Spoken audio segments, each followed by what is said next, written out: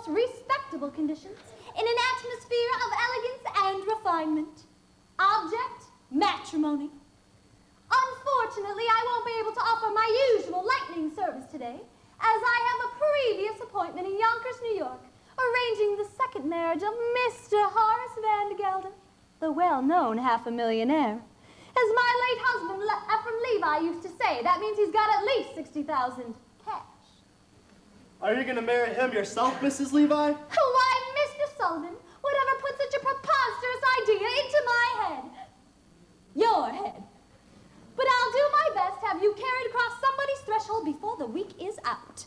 Now, I might also mention I'm available for financial consultation, instruction in the guitar and mandolin, short distance hauling, and varicose veins reduced. Come on, Dolly. She's the one the spinsters recommend. It's been the kind of man your sister wants you to snatch him up. Don't forget to bring your maid in and she'll match him up. Come on, Dolly. Mrs. Levi. Mr. Kemper, the artist. You know, I'm somewhat of an artist myself. I do those silhouettes with scissors and black paper. Here's one of Ada Rehan looking the other way. I have to do them like that because I'm no good at noses. Mrs. Levi, the train for Yonkers leaves in 5 minutes, and if we don't get there on time... But we will, Mr. Kemper. And not only will Horace Van de Gelder give you permission to marry his niece Ermengarde, but he will also dance at your wedding. And not alone either, because I happen to be engaged in finding him a suitable second wife himself. What he really wants is someone steady to clean the house. As my late husband, Dr. Levi, used to say, marriage is a bribe to make a housekeeper think she's a householder. I know all about it, Mrs. Levi. Half New York says he's going to propose to Mrs. Irene Malloy this very afternoon. Which is exactly why I'm on my way to Yonkers this morning, Mr. Kemper. And can take on your case and knock off 4 lovebirds with 1 stone. Or whatever I'll throw, I'll see. Well, well, well. What do you think of that? I have nothing here to pay my train fare with, only large bills, 5s and 7s. I have some change here somewhere, Mrs. Levi. I only hope this isn't a wild goose chase. And speaking of poultry, I am also available for fresh Jersey eggs, surgical corsets reboned, ears pierced, pierced ears replugged. Mrs. Levi! In the kind of man your sister wants you to snatch him up. Don't forget to bring your maid in and she'll match him up. Come on, Dolly. Tell me, Mrs. Levi, what's in all this for you? A living, Mr. Kemper. Some people paint, some sew. I meddle. I have always been a woman who arranges things for the pleasure and the profit it derives. I have always been a woman who arranges things like furniture and daffodils and lives. When a man with a timid tongue meets a girl with a diffident air, why should the tortured creatures beat around the bush when heaven knows Mother Nature always needs a little push? I put my hand in here, I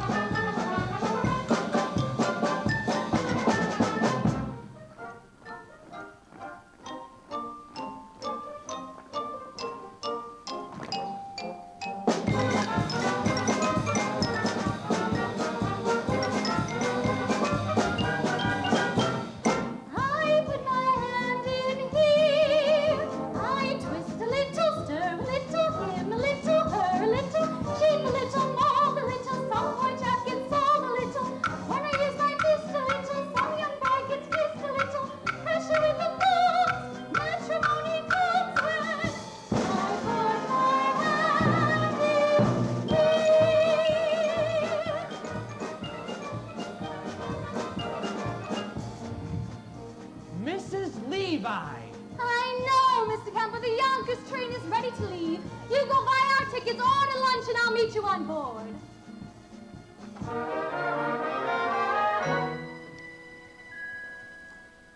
Ephraim Levi, I'm going to get married again. I'm going to marry Horace Vandergelder for his money and send it out circulating among the people like rainwater the way you taught me. And I want a sign from you sometime today that you approve. Oh, it won't be a marriage in the sense that we had one, but I shall certainly make him happy. And I'm tired, Ephraim, tired of living from hand to mouth. So I want that sign. Mrs. Levi! Sometime today. Now, don't you worry, Mr. Kemper. We'll make that train. We'll get to Yonkers. You'll marry Ermengarde. Just leave everything to me. For when my little pinky wiggles, some young maiden gets the giggles. Then I make my knuckles active. My, he says she's so attractive. Then I move my index digit and they both begin to fidget. Then I punch my palm, the printer reads a somewhere. I put my hand in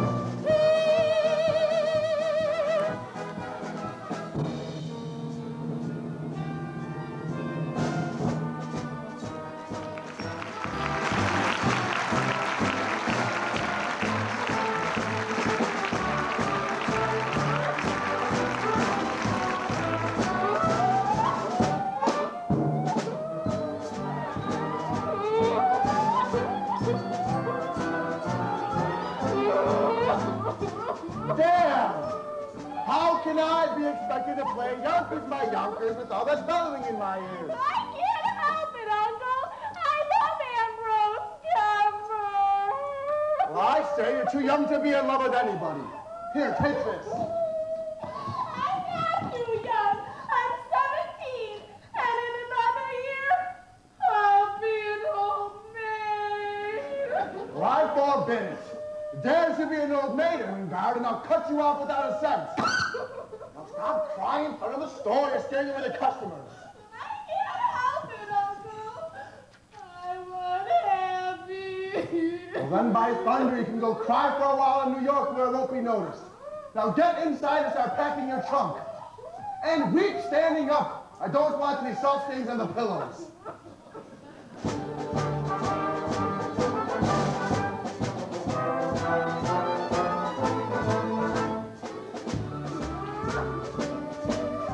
Weeping, weeping, a waste of water. If I don't marry Ambrose Kemper, I know I'll die. Of what? A broken heart. Never heard of it.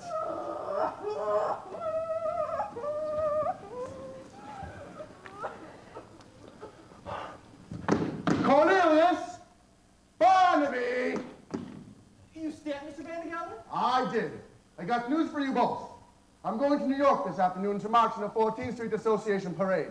And when I come back, you're going to have a mistress. Oh, but I'm too young, Mr. Vandergelder. Not yours, Helen, damnation. Mine. I mean, I'm getting married again. And in honor of that occasion, I've decided to promote you. Cornelius, how old are you? I'm 28 3/4, Mr. Vandergelder. Is that all? I thought you were at least 40.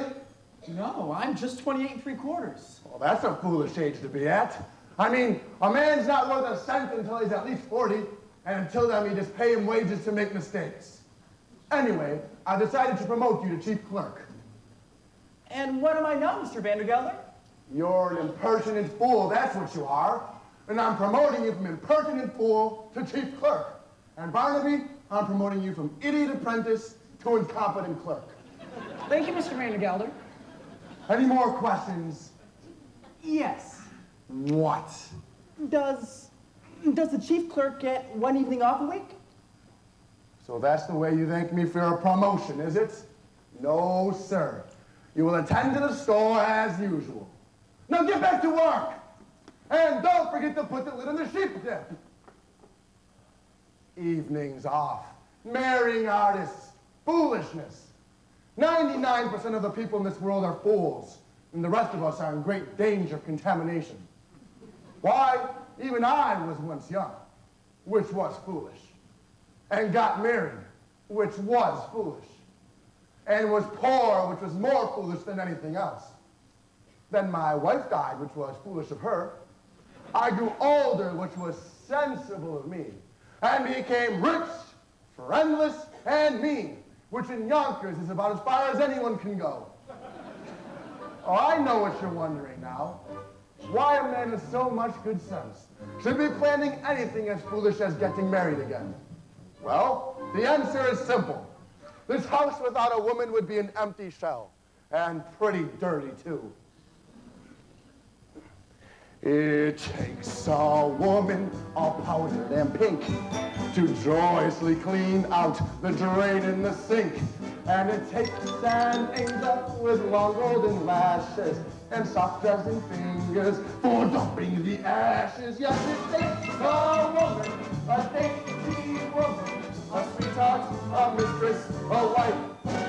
Oh, yes, it takes a woman, a fragile woman, to bring you the sweet things in life. That frail young maiden who's constantly there for washing and brewing and shoeing the mare. And it takes a female for setting the table and weaning the Guernsey and sweeping the stable. Yes, it takes a woman, a dainty woman, a sweetheart, a mistress, a wife. Oh, yes, it takes a woman, a fragile woman, to bring you the sweet things in life. And so she'll work until infinity. 3 cheers for permanency. Rah, rah, rah, rah, rah, F-E-M-I-T-Y. Femity? Femity? Hey, get out of here! Go on, all of you, get out! And in the winter, she'll shovel the ice and lovingly set out the traps for the mice. She's a joy and treasure, for practically speaking, to whom can you turn when the plumbing is leaking? To that dainty woman, that fragile woman, that sweetheart, that mistress, that wife. Oh yes, it takes a woman, a husky woman, to bring you the sweet things in life. Oh yes, it takes a woman, a dainty woman, a sweetheart, a mistress, a wife. Oh yes, it takes a woman, a fragile woman, to bring you the sweet things in life.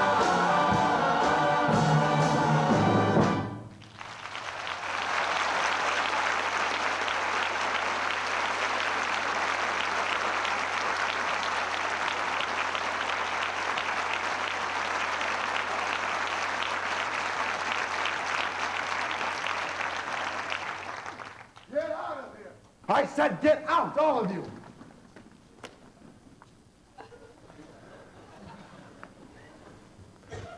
Congratulations, congratulations, 1,000 congratulations. What? Congratulations, Mr. Vandergelder. All New York is buzzing with the news that you practically proposed to Irene Malloy. The streets are lined with eligible young ladies prostrate with grief. All my congratulations and sympathy. Sympathy? Did I say that? Oh, a slip of the tongue, that's all. No, I'm delighted with the happy news. After all, she wasn't easy to unload. Oh, by that, I mean you know what people said. Although I, for one, never believed the rumors. No, I didn't. Rumors? What rumors? Nothing to get upset about, Mr. Vandergelder. I mean, according to all known facts, her first husband passed on quite naturally. It's just that he went so sudden, that's all. A few spoons of chowder she made special for him and put. But don't you worry, Mr. Vandergelder, it can happen to anyone. No, there's no truth in it. Just one word of advice, Mr. Vandergelder. Eat out. Oh, now hold on, Mrs. Levi. Are you trying to say that Mrs. Malloy? I mean to say nothing, Mr. Vandergelder. Just friendly advice. Keep away from the chowder. way, she's ordered her wedding gown. Beautiful, you should see it. Black. Well, as I said before, congratulations on your forthcoming nuptials, and may you rest in peace. I mean, may your guardian angels watch over you both, particularly at dinner. Now, hold on, Mrs. Levi. You introduced me to Mrs. Malloy, and rumors or not, I still intend calling on her this afternoon, as arranged. Very well, Mr. Vandergatter. Then I suppose there's nothing more for me to do than to go back to New York and tell the other girl, the heiress, not to wait. What? What's that you said? Oh, nothing a word. Heiress? Particulars, Mrs. Levi. I demand particulars. Her name. Her name? Money. Ernestina Money. What a lovely, lovely name. Picture, if you will, hair as shiny as a newly minted dime, eyes as big round as silver dollars, skin as soft and mossy as an old greenback. Oh, I can feel her now. Age 19, weight 102, waist 47. Waist 47? That's with the money belt. Now I can arrange for you to meet this Ernestina this very afternoon. I ain't got time, Mrs. Levi. I gotta bring my niece Ermengarde to New York until she forgets a certain Ambrose Kemper. I could do that for you, Mr. Vandergatter. I know just how to handle such things. Then I'm marching in a 14th Street parade. What an amazing coincidence. Guess who's been chosen to ride on the main float? The spirit of 14th Street. Miss Money. Her mother was a cash, you know. All right, all right. I'll meet Miss Money at the end of the parade. But I still intend paying another call on Mrs. Malloy first. Oh, what races you make me run. Very well, Mr. Vandergatter. I'll meet you on that bench in front of Mrs. Malloy's hat shop at 2:30 as usual. One more thing, Mrs. Levi. Suppose I don't like Mrs. Malloy and I say I don't like Miss Money neither. Well, then I happen to have one more name on my list, Mr. Vandergatter. A name I know as well as my own, but we won't get into that right now. That'll come up all in good time, don't you worry about that. But wait till you see Ernestina, Horace. A vision, a dream. It takes a woman all powdered and pink to joyously clean out the drain in the sink. And it takes an angel with long golden lashes and soft resin fingers for dumping the ash. Yes, it takes a woman. Da, da, da, da. You know, Ephraim, I think I'll have that room done over in blue wallpaper. Yes, in blue. Ermengarde, Ambrose, come on out here. We've got plans to make.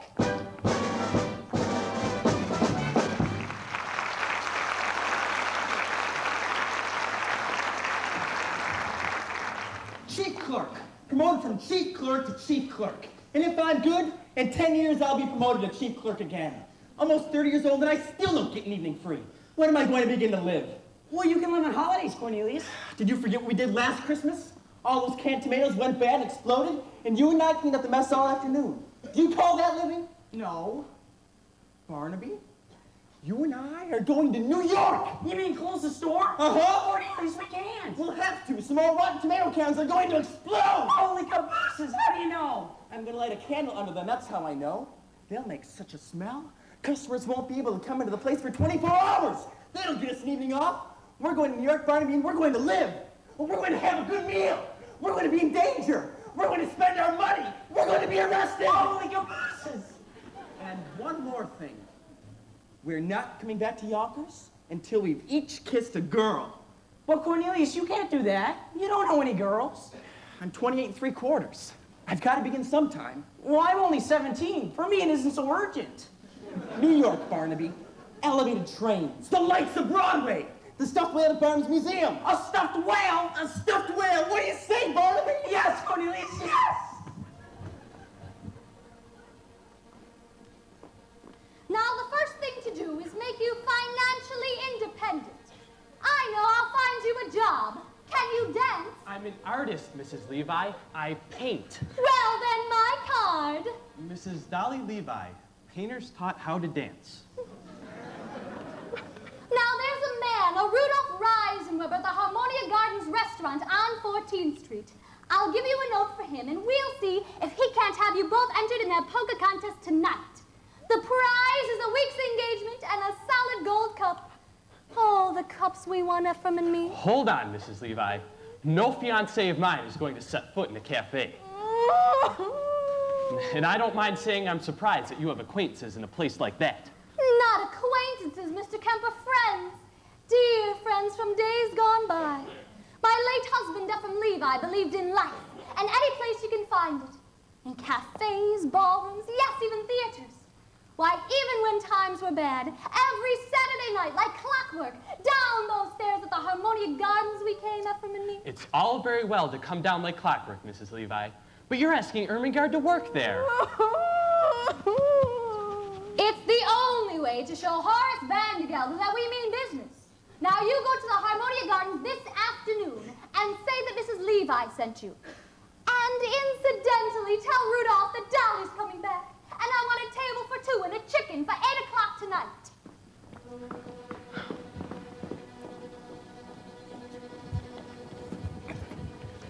The bottom row looks all right, Cornelius. Now hold the camera under the ones on top. Not too close or swelled up like they're ready to bust.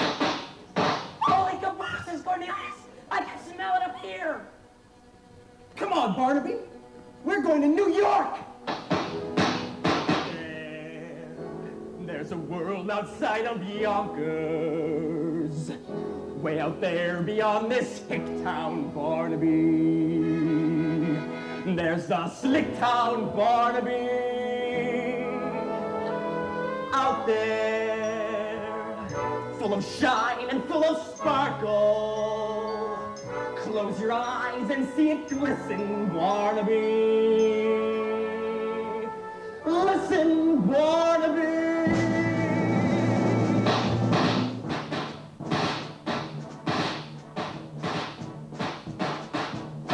Put on your Sunday clothes, there's lots of world out there. Get out the brilliantine and dime cigars. We're gonna find adventure in the evening air. Girls in white and a perfume night where the lights are bright as the stars. Put on your Sunday clothes, we're gonna ride through town in one of those new horse-drawn open cars. We'll see the shows at Delmonico's, and we'll close the town in a whirl. And we won't come home until we've kissed our girl. Put on your Sunday clothes when you feel down and out. Strut down the street and have your picture took. Just like a dream, your spirit seems to turn about. That Sunday shine is a certain sign that you feel as fine as you look.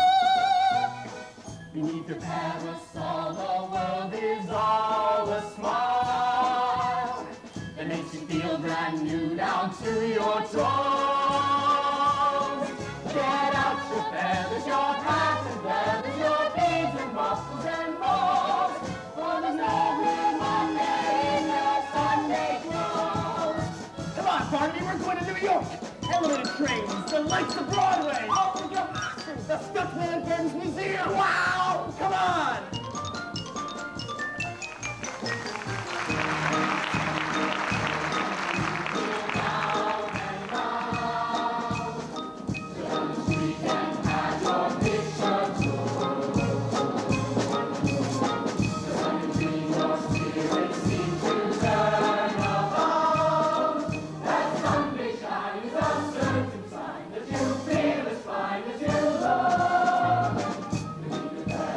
All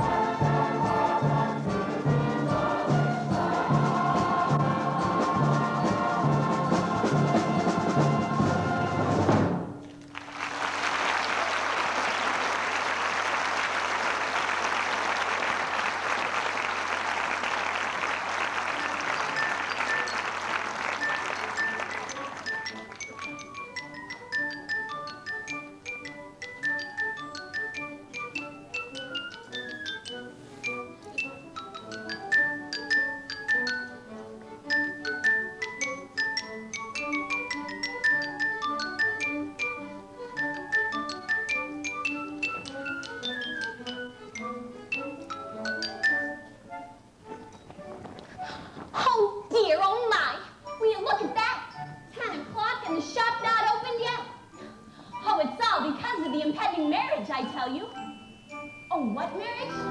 Oh, I thought you knew. Why, the marriage Mrs. Levi's arranging between Mr. Horace Vandergelder, the well-known Yonkers half-a-millionaire, and my employer and friend, Mrs. Irene Malloy. Oh, although if you ask me, he'll never take the place of her late husband, Mr. Peter Malloy. Oh, may he rest in peace. Wherever he is. Oh, I'm not sure. He was a caution, you know. Oh, it's all too much with late husbands and new marriages. And on top of that, Miss Mortimer returning this hat for the third time. Same old story. She wants more cherries and feathers. Cherries and feathers to catch a bow, I suppose. Although if you ask me, she'd do better with a nice heavy veil. Oh, I told her ribbons down our backs we'll be wearing this summer if we want to catch a gentleman's eye. But she'd have none of it. More cherries and feathers. And today, of all days, when that poor dear sweet Mrs. Malloy has enough on her mind, what with everything going on? With the door? It's stuck. It's stuck? Well, then push. Really?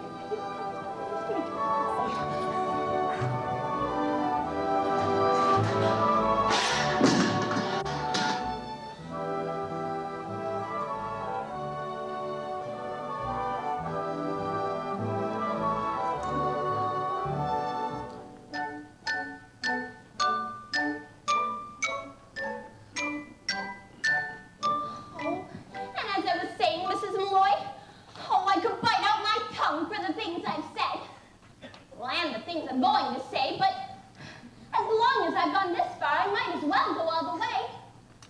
Mrs. Malloy, oh, why? Why? Say it, Minnie.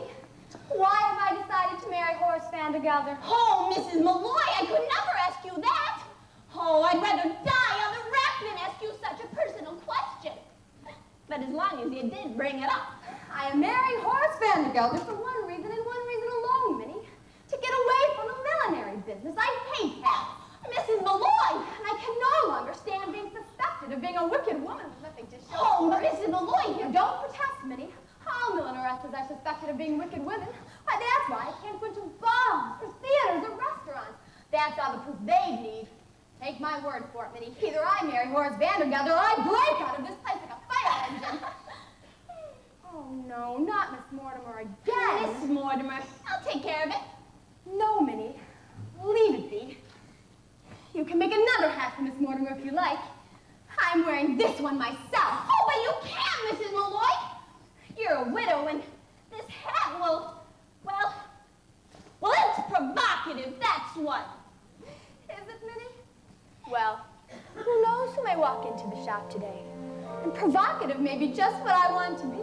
Oh, Mrs. Malloy!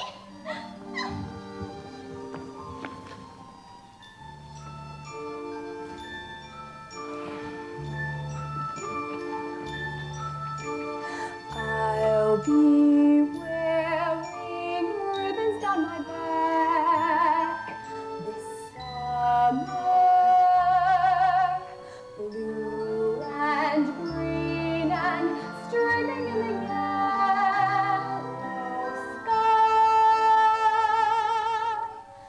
So if someone special comes my way this summer, he might notice me passing by, and so I'll try to make it easier to find me in the stillness of July, because a breeze might stir a rainbow up behind me that might happen to catch the gentleman's eye. And he might smile and take me by the hand this summer, making me recall how lovely love can be. And so I will proudly wear ribbons down my back, shining in my hair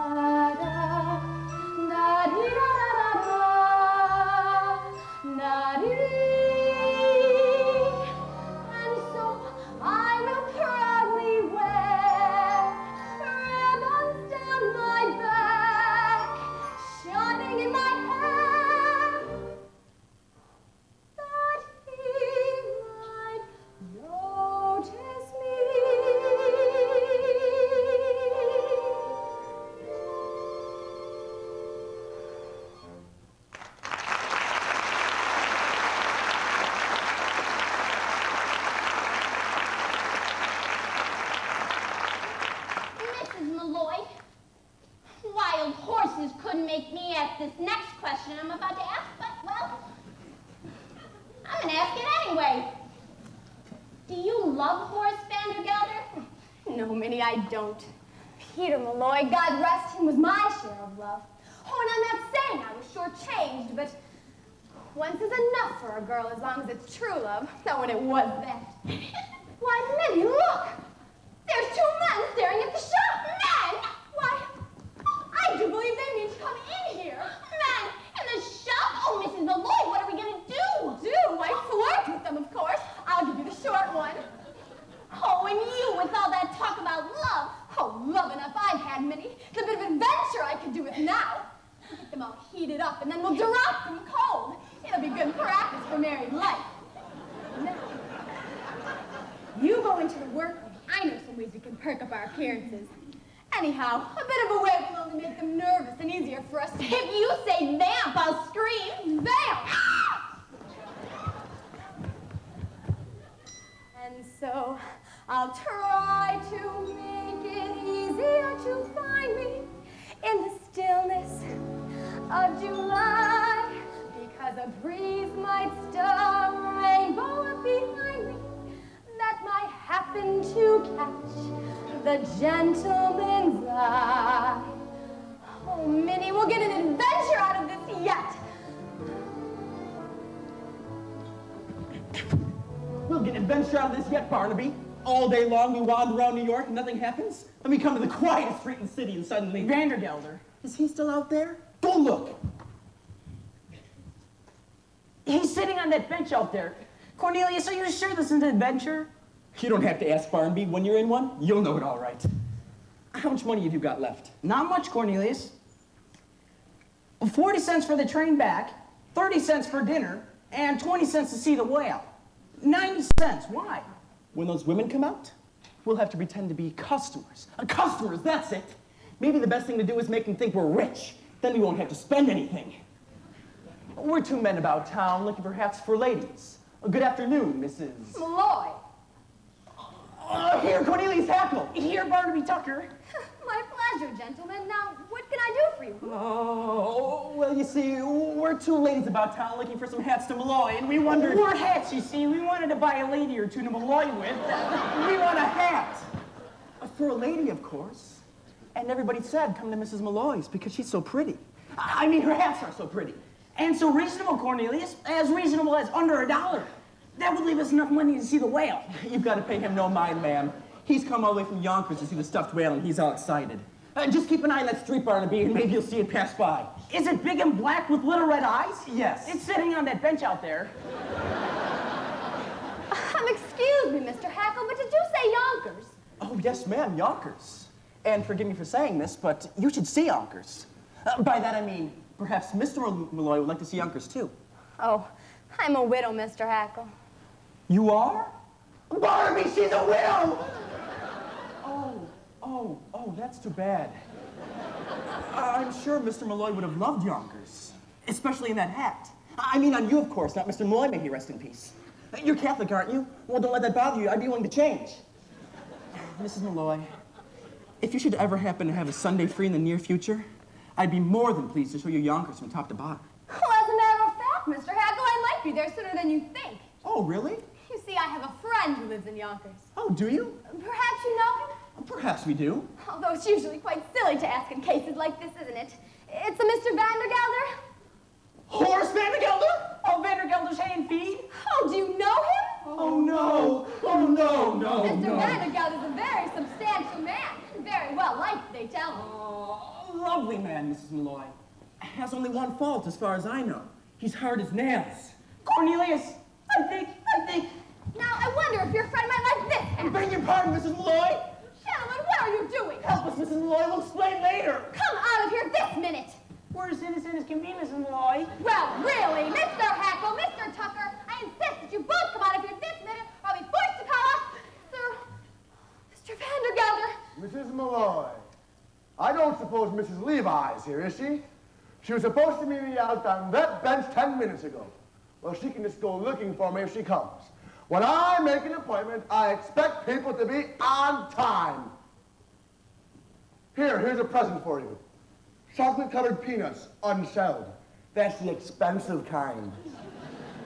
Did I just see you talking with two men in here? Men?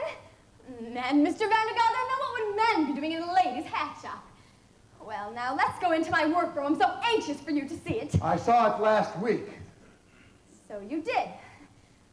Well, Mr. Vandergelder, how's the hay and feed business going? I hear you have two friends, both hard as nails. I mean... What on earth are you talking about?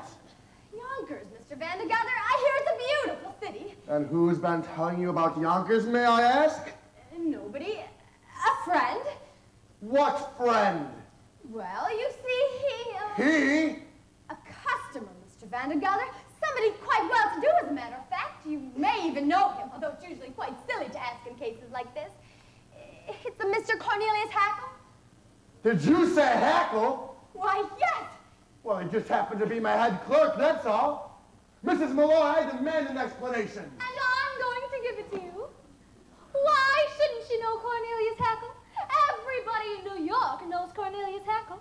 Why, he's here at the opera, in all the fashionable homes. He's at the Harmonia Gardens restaurant 3 times a week. Impossible. He's only got $146.35, and I keep it in my own safe. Oh, Mr. Vandergelder, you're killing me. He's one of the Hackles. They built the canal. What canal? The Panama. Both. It ain't the same man. Who took the horses out of Jenny Lind's carriage and pulled her through the streets? Cornelius Hackle. And who dressed up as a waiter at the Fifth Avenue Hotel and dropped an oyster down Mrs. Astor's? I can't say it, but it was Cornelius. He's the playboy of New York. Now, Irene, don't deny it. I can see you were taken with him just like everybody else. Dolly, what are you talking about? I've only seen him once in my life. Really, excuse me, of course.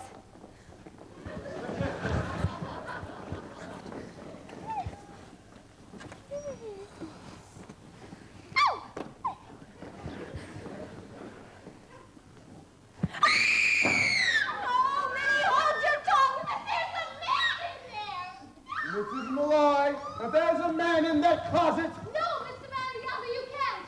It's too dangerous. No man that hides in ladies' closets can frighten me, Mrs. Levi. Stand aside. No man indeed, Mr. Vandergelder. I'm sure you'd make short work of any man. Those muscles, I can see them now, rippling back and forth under your coat. Ripple, ripple, ripple, back and forth. Ripple, ripple, ripple. Oh.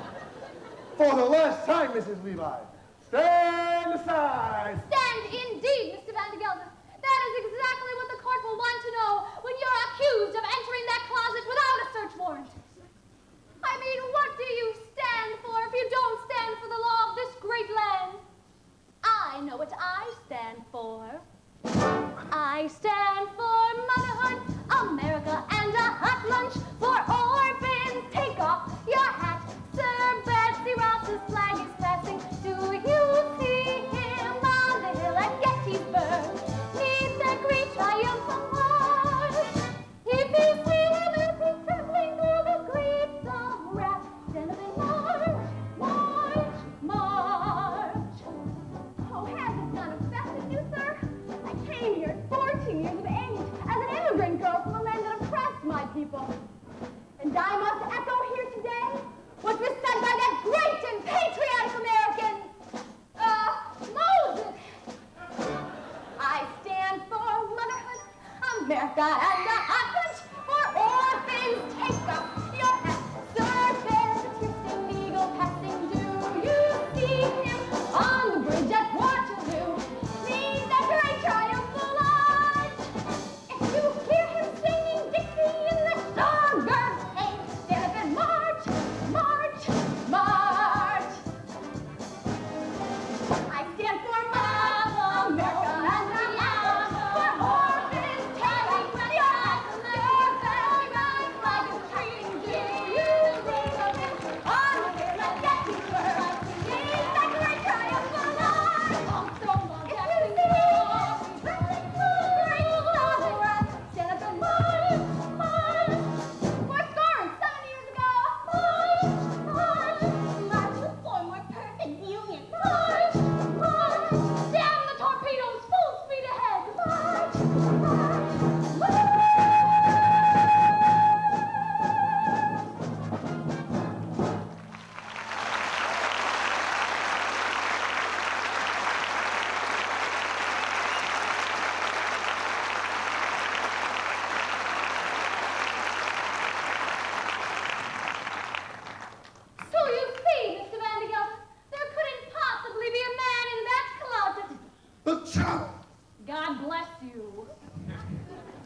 Mrs. Malloy! Right, Mr. Vandergelder. There is a man in that cupboard. Aha! And there happens to be another under that table.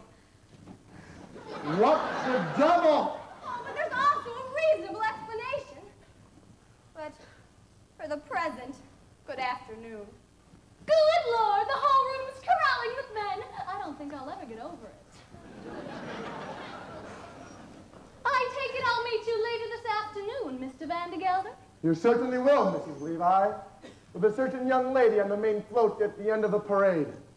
Good day, Mrs. Malloy.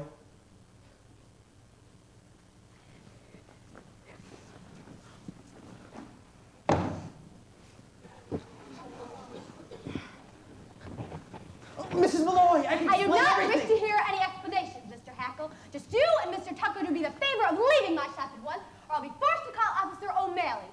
Well, if you ask me, Irene, calling an officer is letting them off too easily. The law courts, that's where they belong.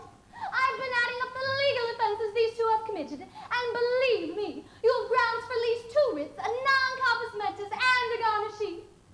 But the first thing to do is to show that you tried to settle it amicably first. Have dinner with them. Dinner? Oh, is that absolutely necessary, Dolly? It's the way things are done in the law, Irene. Dinner first, garnishee afterwards. Well, if that's the way things must be. Mr. Hackle, Mr. Tucker, you may take Miss Fay and myself out to dinner tonight. Delighted, Mrs. Malloy. I speak for Barnaby, too. Now, I hear there's a very nice restaurant in the railroad station. Oh, no, Mr. Hackle. If the Harmonia Gardens is good enough for your fashionable friends, it's good enough for us. I hear they have a lovely orchestra there, Minnie. We couldn't go there. Now, don't misunderstand me. It isn't the money or anything. It's the... It's the whale! It's the whale!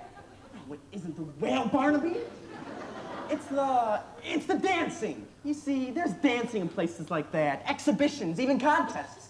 And I don't know how, and it would take me weeks, months, years to learn. Mrs. Dolly Levi, 28 3/4-year-old chief clerks taught how to dance. Now it's simple. You put one arm here and one arm here. It's no use. I have absolutely no sense of rhythm. Absolutely no sense of rhythm is one of the primary requirements for learning by the Gallagher-Levi method. Just give me 5 minutes of your time, Mr. Hackle, and I'll have you dancing in the streets. We'll begin with lesson 7, the waltz kick turn. Right foot touch, left foot touch, under back, around touch. Wonderful. When I think of the lucky women who'll find heaven in your arms, Mr. Hackle. Let's go back to lesson 1. Put your hand on her waist and stand with her right in your left hand. And 1, 2, 3, 1, 2, 3, 1, 2, 3. Wow, I'm dancing! Well, I was. Of course you were, Mr. Hackle. Take the someone whose arms you're in. Hold on to her tight and spin. And 1, 2, 3, 1, 2, 3, 1, 2, 3. Wow, I'm dancing! Turn around, try floating through the air. Can't you be a little more athletic? Don't you think my dancing hands up, I'll stand up. The word I think I'd use is athletic. For my heart is about to burst. My head is about to pop. And now that I'm dancing, who cares if I ever stop? Look at me, everybody. I, Cornelius Hackle, sport, am dancing. You're next, Mr. Tucker. Glide and step, and then step and glide. And everyone, stand aside.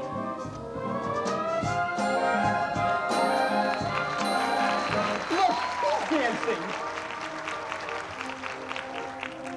You could learn to polka if you worked a week or so.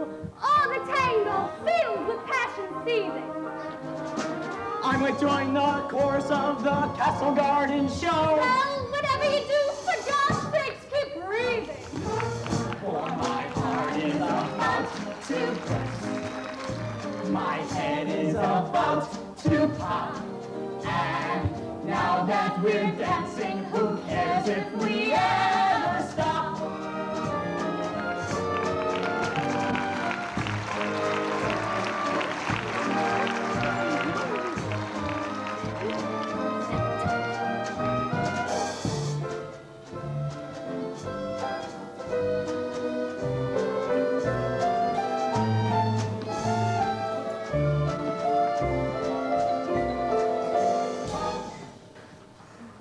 When there's someone you hardly know and wish you were closer to,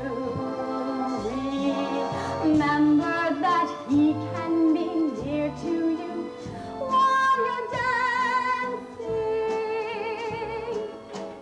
Though you've only just said hello, he's suddenly someone who can make all your daydreams appear to you while you're dancing. Make the music weave a spell, whirl away your worries. Things look almost twice as well when they're slightly blurry. As around and around you go, your spirit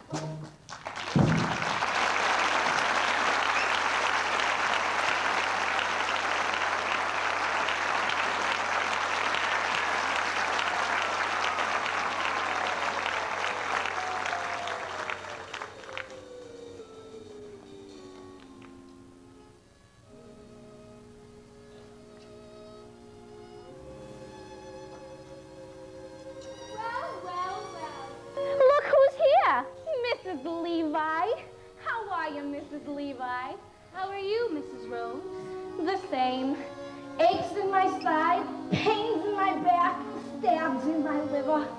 I'm fine. My daughter Fanny got married, you know? Did she? A year ago last September.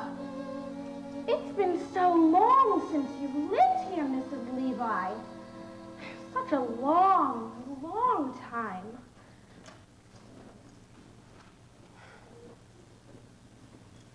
Ephraim, let me go. It's been long enough, Ephraim. Every evening for all these years, I've put out the cat, I've locked the door, I've made myself a little rum toddy, and every night, before I went to bed, I said a prayer thanking God that I was independent, that no one else's life was mixed up with mine. And then one night, an oak leaf fell out of my Bible. I placed it there when you asked me to marry you, Ephraim. A perfectly good oak leaf, but without color and without life. And I suddenly realized that I was like that leaf. For years, I had not shed one tear, nor had I, for one moment, been filled with the wonderful hope that something or other would turn out well. And so, I've decided to rejoin the human race. And Ephraim, I want you to give me away. Before the parade passes by, I'm gonna get in step while there's still time left. Before the parade passes by.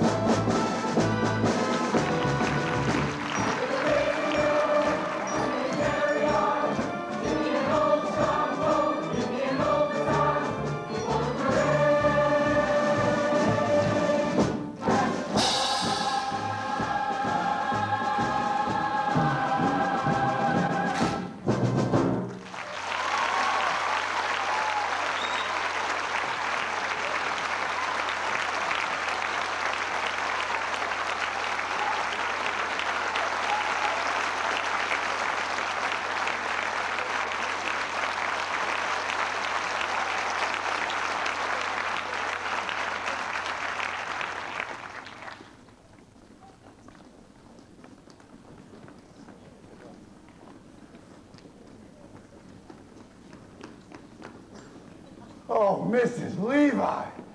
She's beautiful. Everything you said and more. Don't move, Miss Money. I'm coming. I'm on my way. Hey, you, cut that out. That's my fiance. Stop. Thief, pickpocket. Oh, Miss Money, what have they done to you?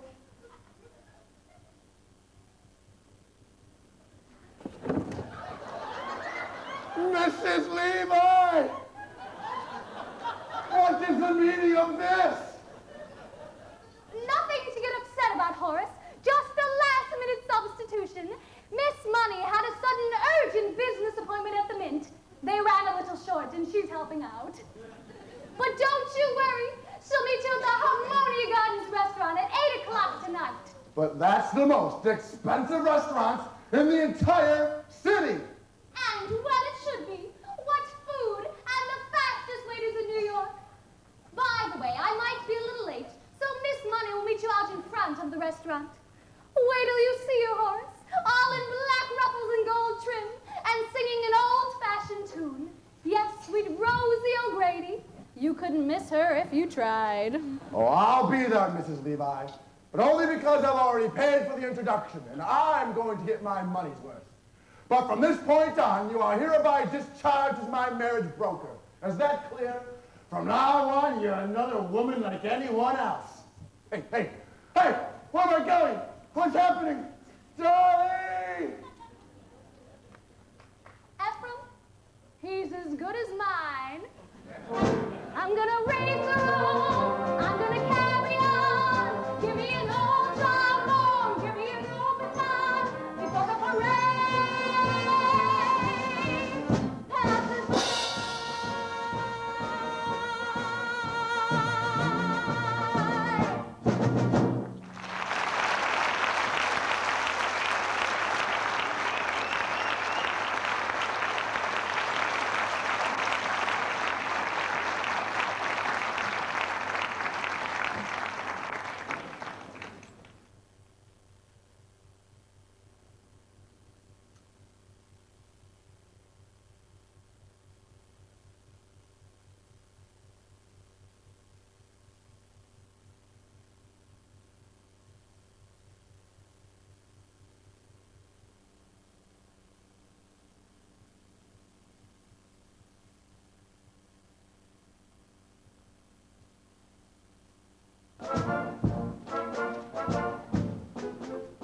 Mr. Hackle, we just love looking at the lights of 14th Street these past 4 hours.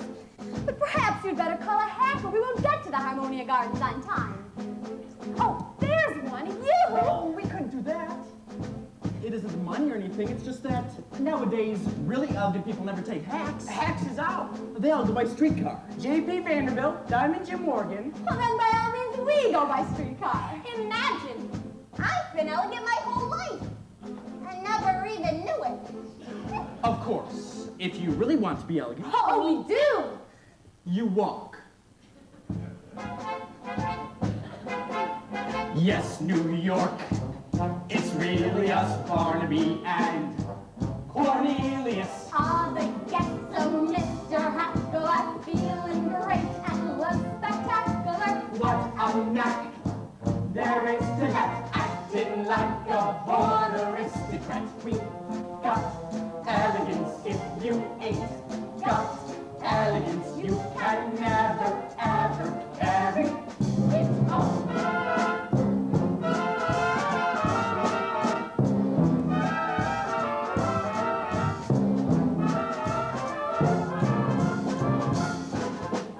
All who are well-bred, agree Minnie Fay has pedigree.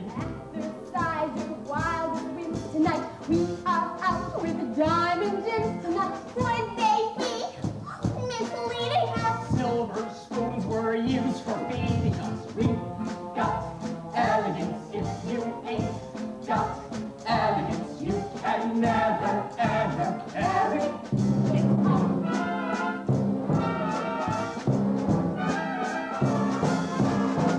Middle class, don't speak of it.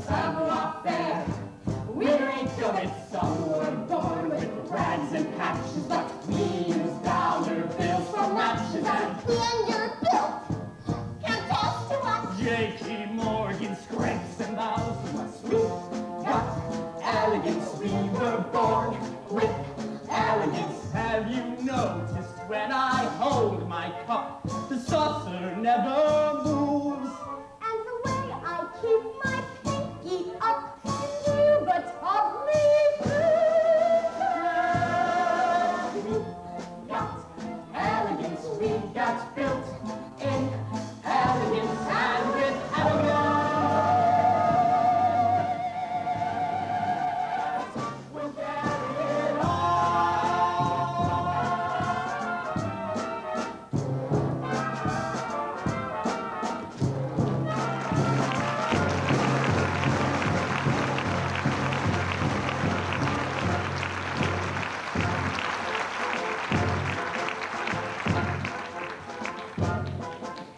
We got elegance. If you ain't got elegance, you can never, ever carry me. It's off. Oh, look, Minifee, they're counting their money again. And that's just like the rich. Well, gentlemen, aren't you going to escort us in? Of course, Mrs. Malloy.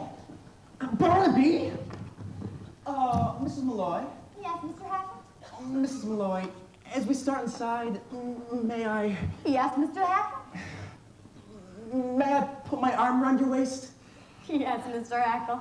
Though I might as well warn you, a corset is a corset.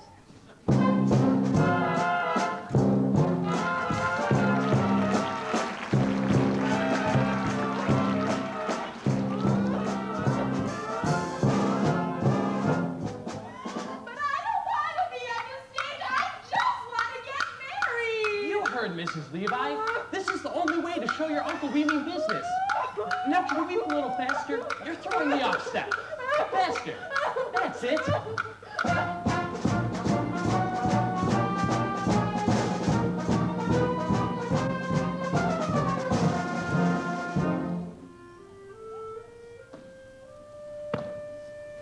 Sweet Rosie O'Grady, my sweet little rose.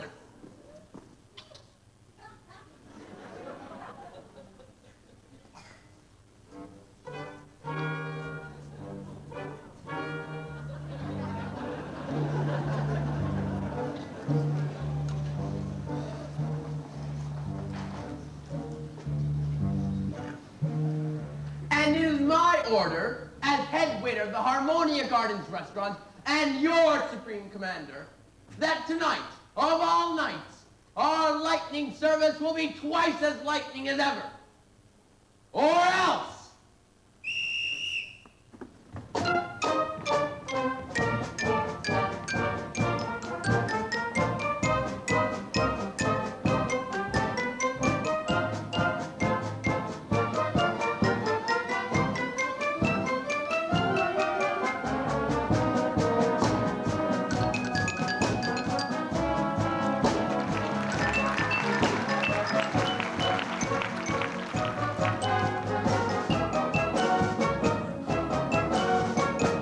I trust you find this table satisfactory.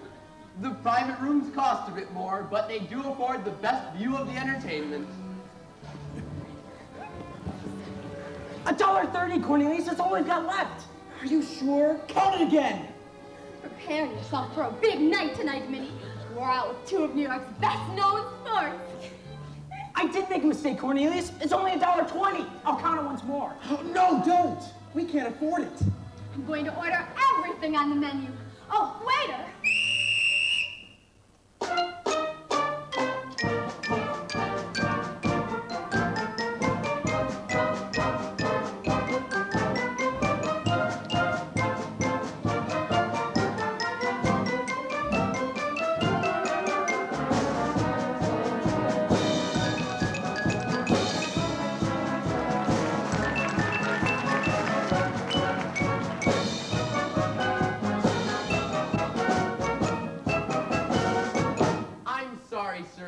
I'm going to have to ask you to leave this table.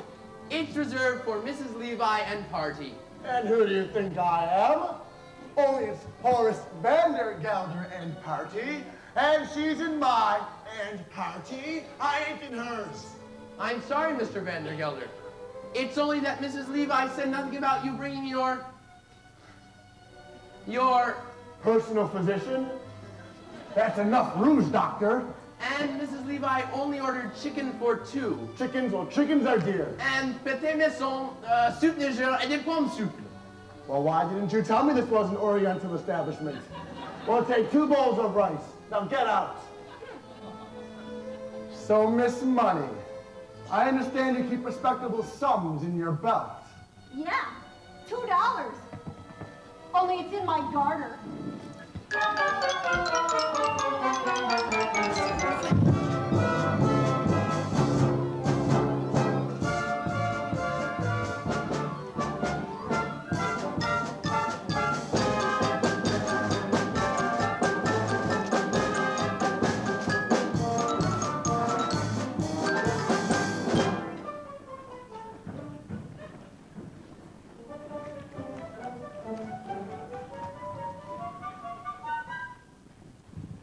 It's sweet of you to worry about our reputations, Cornelius.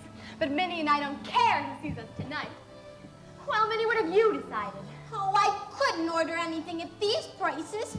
I really couldn't. Great grindstones, what a sensible girl.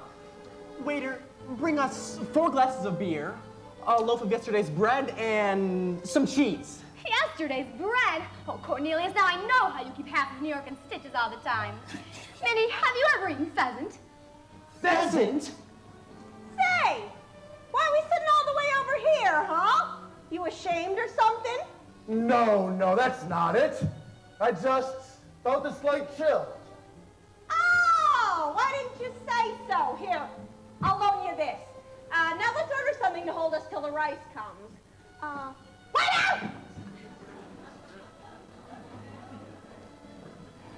Bring us a roast suckling pig with chestnut and oyster stuffing, cheese fondue, and some lady fingers. Now, what do you have?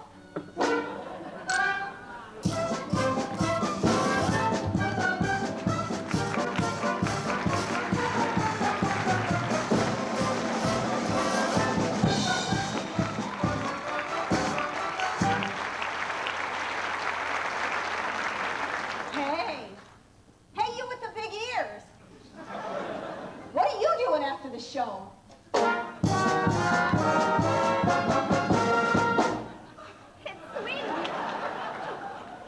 It's sweet of you to worry about our digestion, Cornelius. But I'm sure the pheasants are fresh. We'll take 4, please, and some nice red wine. Oh, wait a minute. No wine. No wine? Champagne. Champagne? It's once in a lifetime, Barnaby. Champagne and Neapolitan ice cream. And hothouse peaches. And Barnaby, give the band leader a nickel and tell him to play 2 Wild Rose. We want music while we dine. Say, this is a cafe, isn't it? Let's dance. The Vandergelders do not dance, Miss Money. We are Presbyterian. All right, I'll dance myself. Give him $2 for the band leader and tell him to play something refined. I'm going to do the hoochie coochie. Miss Money!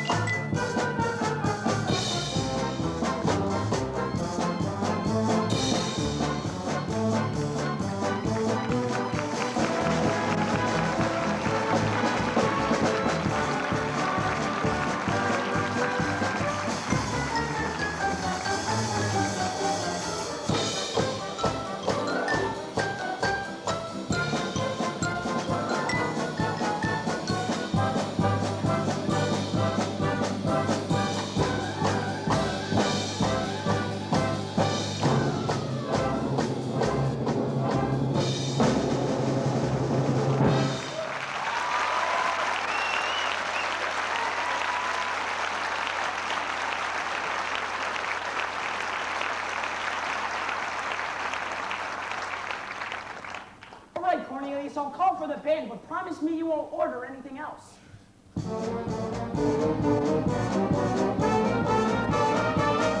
Now you wait here, Miss Money, and I'll tell them to play a nice waltz. Look, you tell the band leader to play a waltz. Here's a nickel for the band leader. Would you tell him to play Miss Money! more pheasants, please? Cornelius.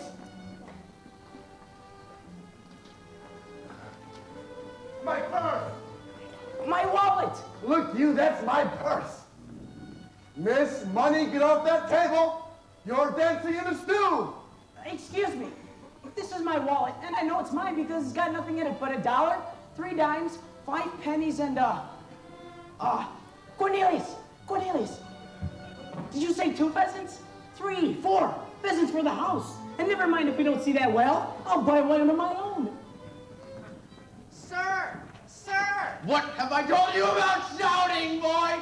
This is the Harmonia Gardens restaurant, not one of those little... But, sir, she's here. The lady. You're sure, boy? Like you told me, sir. 8 o'clock on the nose, a carriage pulls up. And out steps a little lady with blonde hair and the biggest bow I've ever seen. It's she, Mrs. Levi.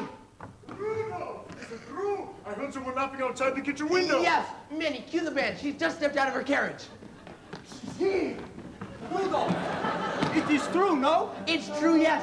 She just stepped out of a white and gold carriage, pulled by 6 black stallions, topped with scarlet plumes. Ah, Rudolph, it's like old times again. Sir! Rudy! She's here!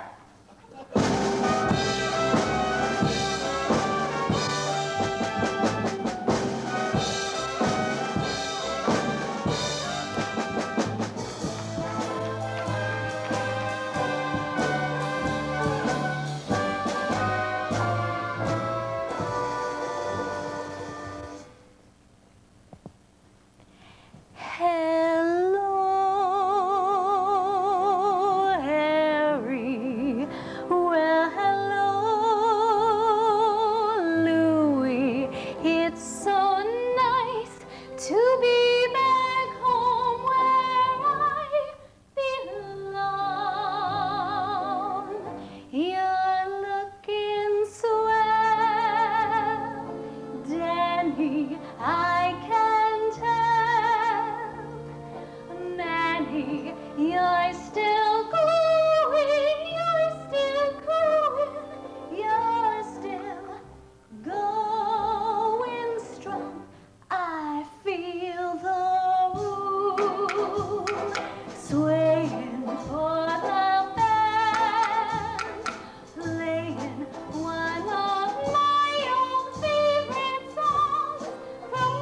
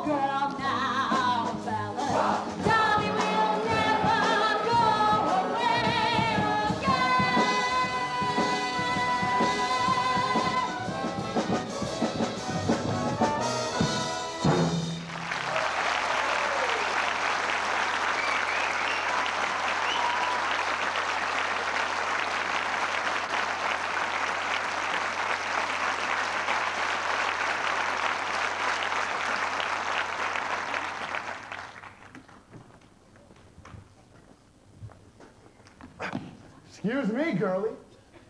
Dolly Gallagher. What are you doing in that getup? And you're half an hour late. Oh, and I demand an explanation of... Ernestina! Exactly. Ernestina, whom I trusted. She wanted to do the hoochie-coochie. Well, she always was artistic. Horace, I'm going to have our table moved down front. There's someone in the dance competition I particularly want you to see. Now,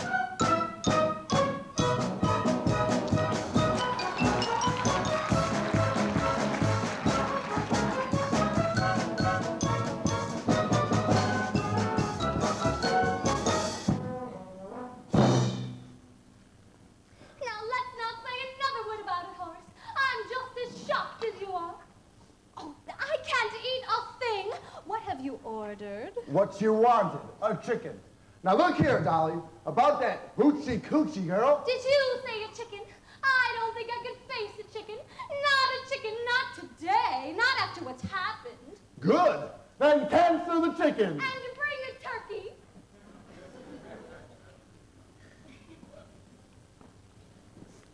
Mrs. Levi, what are you doing now? Oh, nothing, Horace. Just getting acquainted with my surroundings, looking the place over. That's the trouble with you. Always wanting to know everything. Always sticking your nose into other people's business. Anyone who married you would be as nervous as a cat. What? What's that you're saying?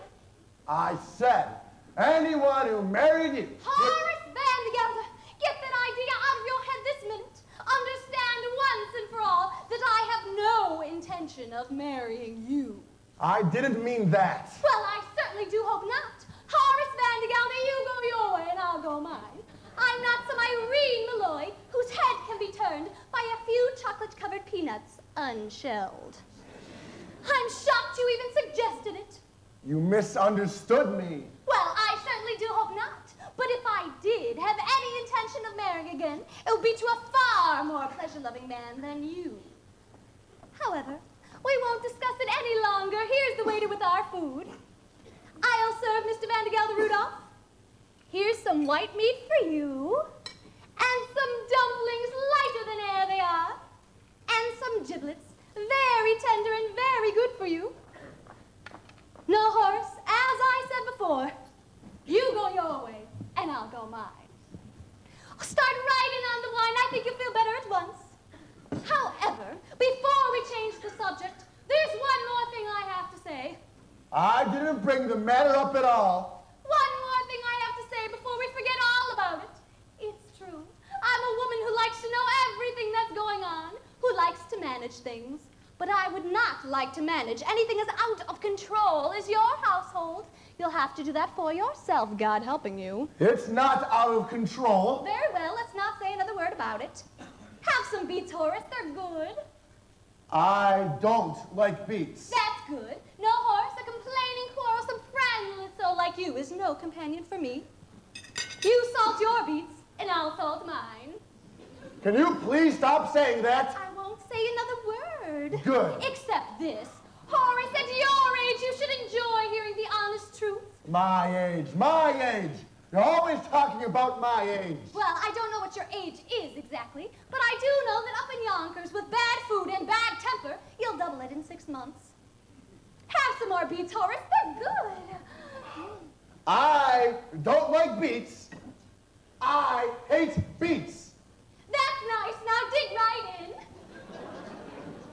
Yes, the pity of it is, you could be a perfectly charming, witty, amiable man if you wanted to. I don't want to be charming. But you are. Look at you now. You can't hide it. Now sit down, Horace, and let's talk of something else. But before we change the subject, there's one more thing I think I have to say. I don't want to hear it. And you're wasting your time. I will not ask you to marry me. Well, then, I suppose you want me to ask you. I'm sorry, Horace, I'm turning you down. What? How can you turn me down if I haven't even asked you anything? No use arguing. I've made up your mind. Here, let me cut your wings for you. I got a headache.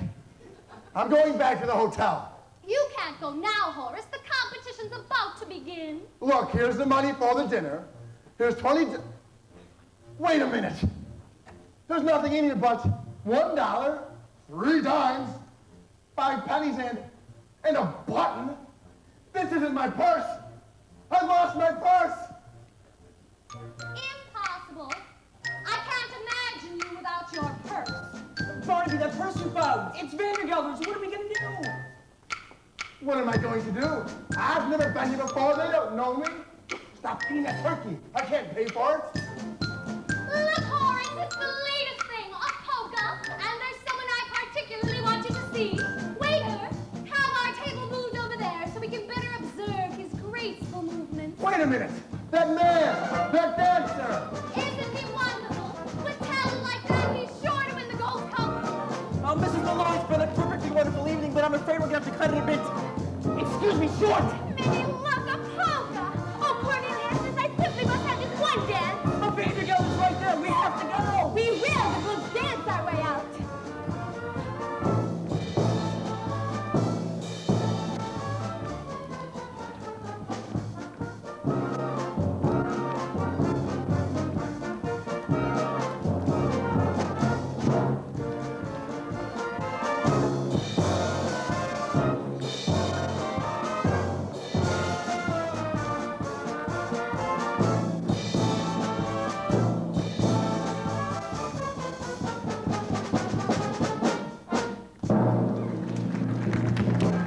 Cornelius Hackle. Mr. Vandergelder.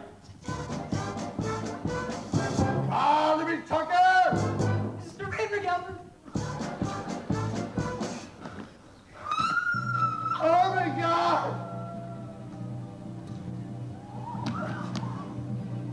Mrs. Levi, this is your doing.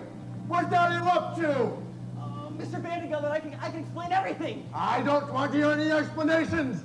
You're fired. Officer, arrest that man. Stop. Wait, you know who I am. All right, you're all under arrest. Arrest them all of you.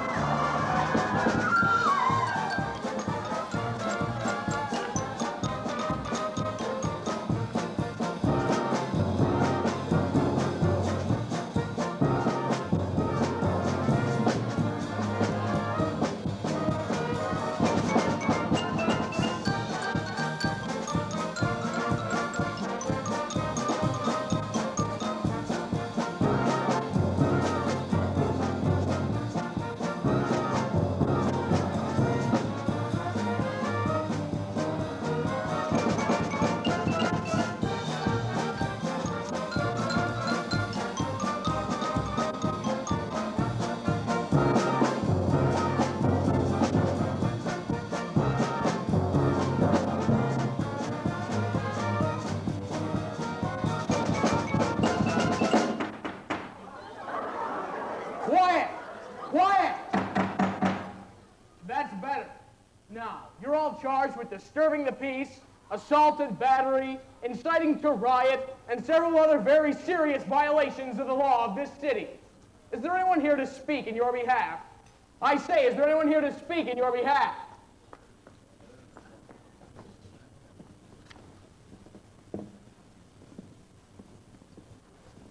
Mrs. Dolly Levi, counselor at law. Your Honor, the defense rests. No, there is no need to call witnesses, ladies and gentlemen. When I see upon that bench a brow that gleams with honor, a pair of eyes that radiate fair play, and a nose. I ask you to look at that nose, ladies and gentlemen. A nose that shines in the night like a flaming beacon of justice. Would you turn this way, but Your Honor, so we can get a closer look at your beacon? Oh. A living symbol of the motto of this great land, E proboscis unum. Your Honor, I ask for freedom for my clients and a guilty verdict for the only real culprit, Horace Vandergelder of Yonkers, New York. Dolly! The one man responsible for these grievous charges of willful destruction of private property. A curtain torn, a waiter bruised, and a solid gold cup dented. Cruelty to a poor, unfortunate minor. Would you mind repeating that, dear? Beg your pardon, Mrs. Levi, but if it please the court, I have something to say. I was just about to call you, Mr. Hackle. Go right ahead. Cornelius Hackle, if you dare testify against me, I'll have you discharged. You've already done that, Mr. Van der Gelder. Well, I'll do it again. You've done it again, too. But even if you hadn't, I'd still say what I have to say. I don't know much about disturbing the peace or inciting to riot, but I do know that what happened to me today, the most important thing that can happen to a man, would have never happened had I obeyed your orders and stayed in Yonkers, New York. Your Honor, I am talking about none other than love. What? Are you trying to tell me that after 28 3/4 years, you finally fall in love because you take one evening off? Oh, no, Mr. Van der Gelder. I didn't fall in love with Mrs. Irene Malloy of this city in just an evening. An hour. Even that's too long. Well, what's less than a minute? A second. Less than that. A moment. That's it. I'll take it slowly so you can get it all down. It only takes a moment for your eyes to meet, and then your heart knows in a moment you will never be alone again.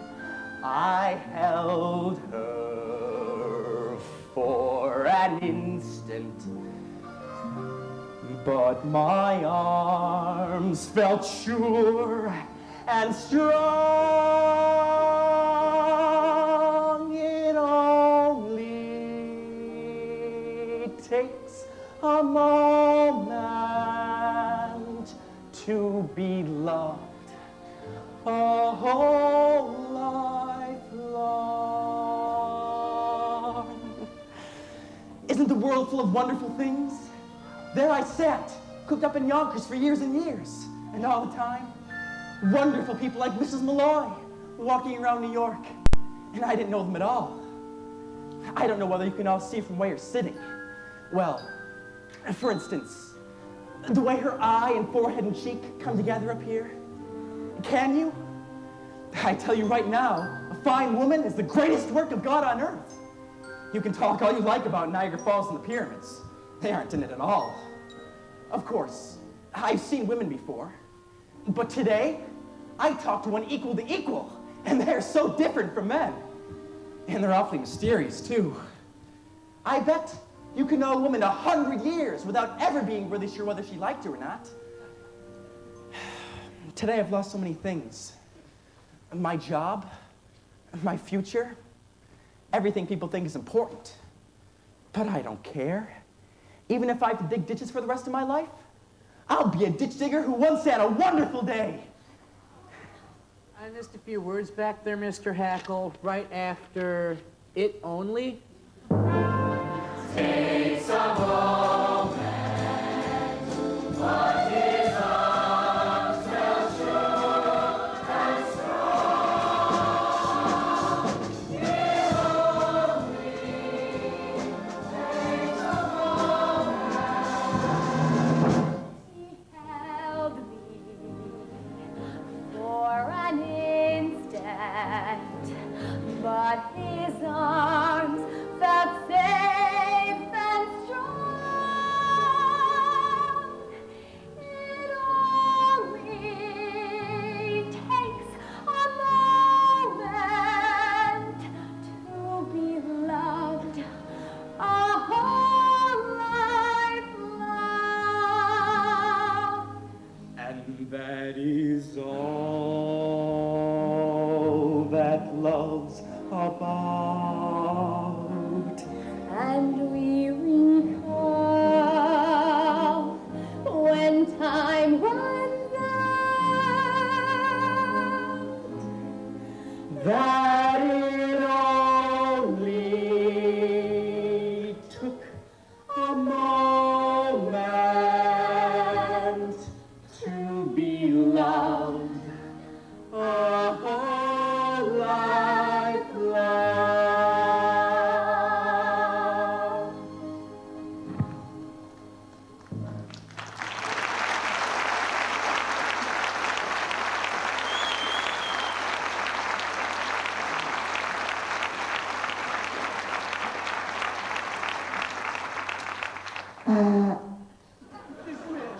Dismissed, all dismissed.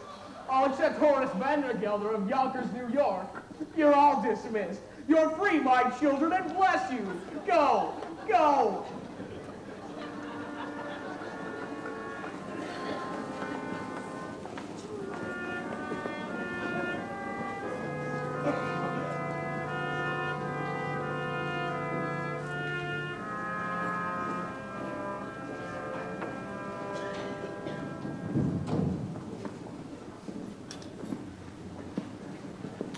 You can see the prisoner now, Mrs. Levi. Well, Horace, there's your life. Without peace, without clerks, without bride, and without your purse. I suppose there's only one more thing for me to say. If it's to ask me to marry you, never, under no circumstance, will I ever ask you to marry me. Oh, that wasn't it at all, Horace. All I wanted to say to you was, goodbye. What? Goodbye. Now hold on, Dolly. It's no use, Horace. I failed. And when a woman fails, there's nothing more she can say. Wait. What? Goodbye. Goodbye. Goodbye. Goodbye. Goodbye. Goodbye. Don't try and stop me, Horace. Please.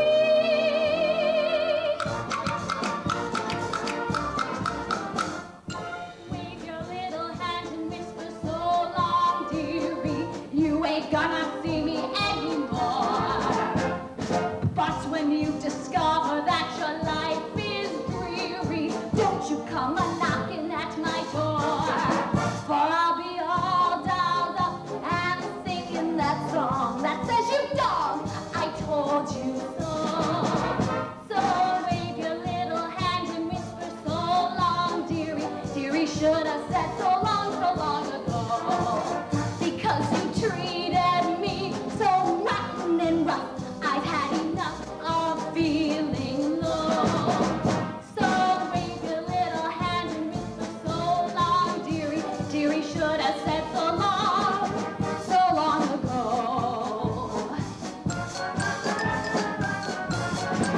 For I can hear that choo-choo calling me on to a fancy new address. Yes, I can hear that choo-choo calling me on board that Happiness Express. I'm gonna learn to dance and drink and smoke a cigarette. I'm going as far away from Yonkers as a girl can get. So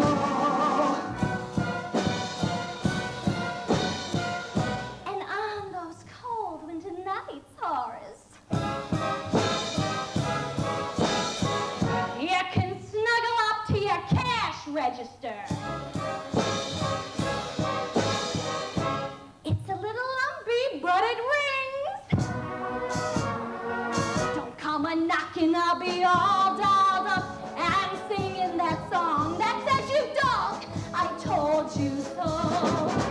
So, Horace, you will find your life a sad old story when you see your dolly shuffle off to glory. Oh, I should have said so long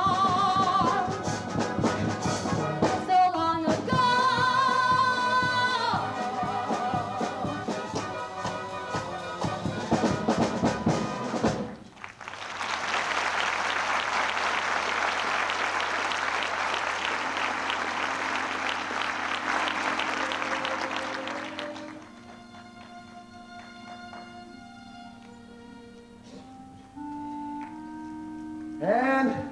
And I wouldn't marry you, Dolly Gallagher.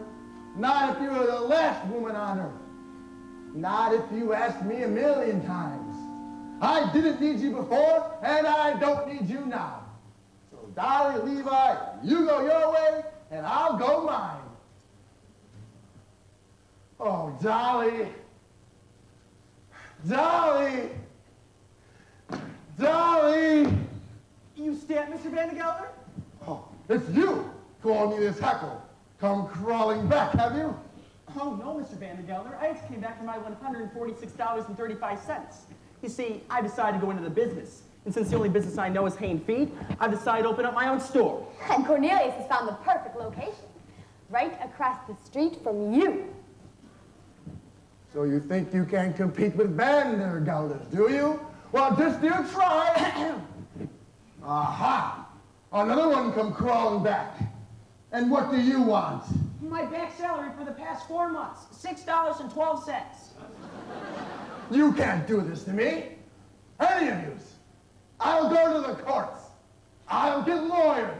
I'll... Why, Horace Vandergelder, as I live and breathe, if you aren't handsome in that outfit. Dolly Gallagher. I know just what you're going to say, Horace. You weren't satisfied with Ernestina. Well, I found another girl for you, the ideal wife. But don't let me interrupt you. You were doing something. What were you doing? Getting Cornelius's money, Dolly. $146.35, plus $6.12 of mine. And the money my mama left me, $52.48. 38. 48. All right. Mr. Money you want? The safe is upstairs.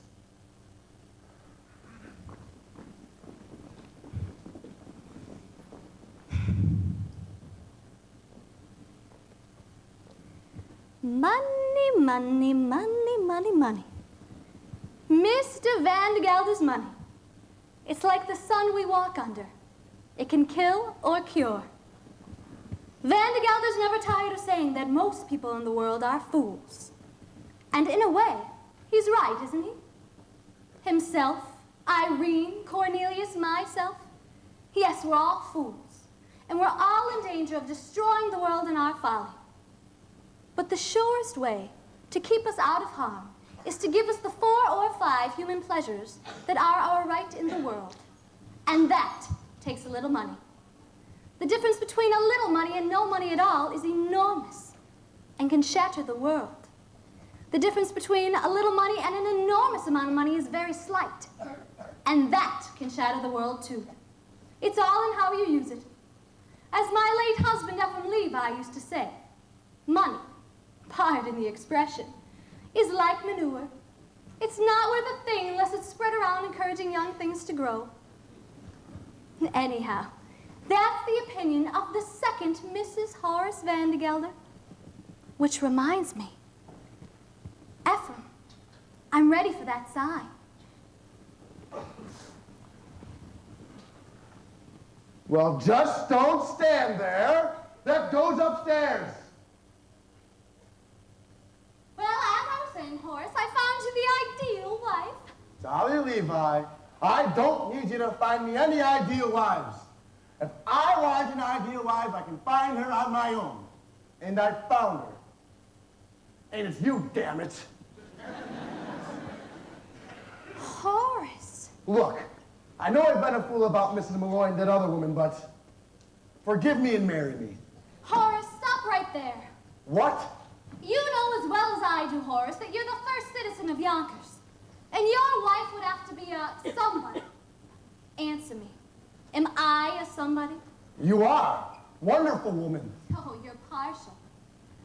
No, it wouldn't be enough to load your wife with money and jewels, to insist that she be the benefactress to half the town.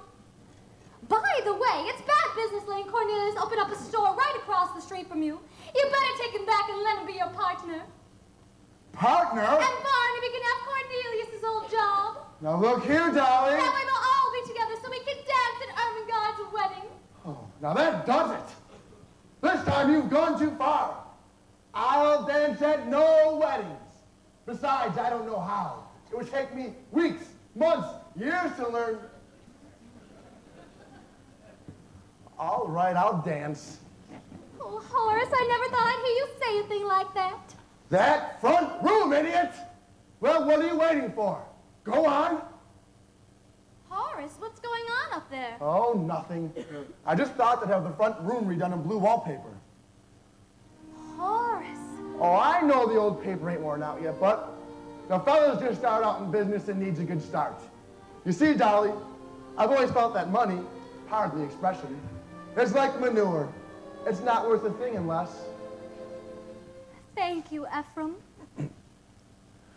Hello, Dolly. Well, hello, Dolly. It's so nice to have you here where you belong. And if I knew, Dolly, without you, Dolly, life was awfully flat, and more than that was